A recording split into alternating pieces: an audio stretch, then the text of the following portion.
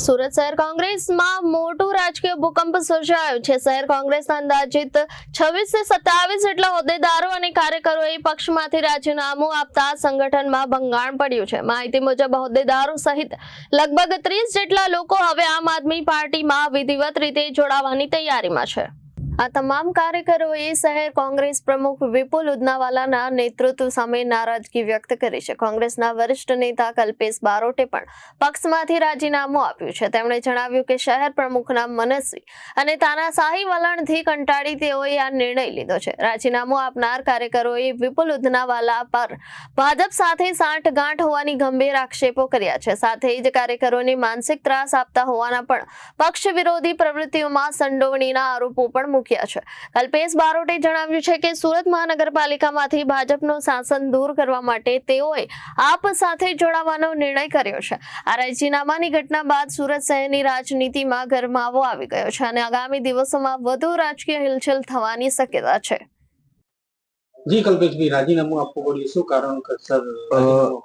સુરત શહેર કોંગ્રેસ પ્રમુખ તરીકે જ્યારથી વિપુલ ઉદનાવાલાની નિયુક્તિ કરવામાં આવી રહી ત્યારથી વિપુલ ઉદનાવાલાનો જે અહમ હતો, જાણે કોંગ્રેસો કાર્યકર્તાનો પગારદાર માણસ હોય એ રીતનો વાણી વિલાસ હતો। વારંવાર અમે પ્રદેશ હાઈકમાન્ડને રજૂઆત કરી છે કે ભાઈ વિપુલ ઉદનાવાલાના કારણે ઘણા પક્ષના કાર્યકરો નારાજ છે।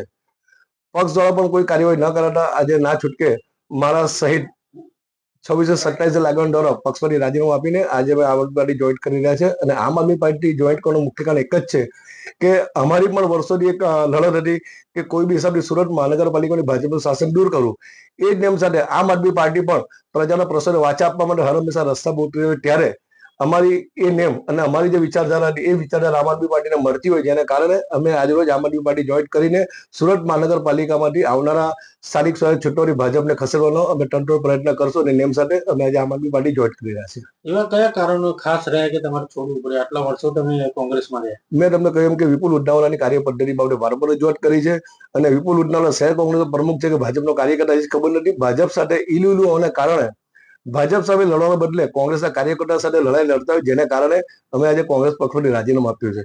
અને મારી પાસે એવા ઘણા ફોટોગ્રાફ્સ પણ છે કે ભાજપના આગેવાન કાર્યકર્તાઓ સાથે વિપુલ ઉદનાવાલા એક ગાડીમાં ફરવા જાય છે, જોડે બેસીને ચા પાણી નાસ્તો કરે છે। એટલે ભાજપ સામે લડવાને બદલે વિપુલ ઉદનાવાલા પોતાની સત્તાનો ઉપયોગ કરીને કોંગ્રેસના કાર્યકર્તાઓને માનસિક ત્રાસ આપતો હોય, એના કારણે ઘણા એવા સિનિયર આગેવાનોને કોંગ્રેસ પક્ષમાંથી રાજીનામું આપ્યું છે અને વિપુલ ઉદનાવાલાને એવું લાગે છે કે પોતે જ રાહુલ ગાંધી છે।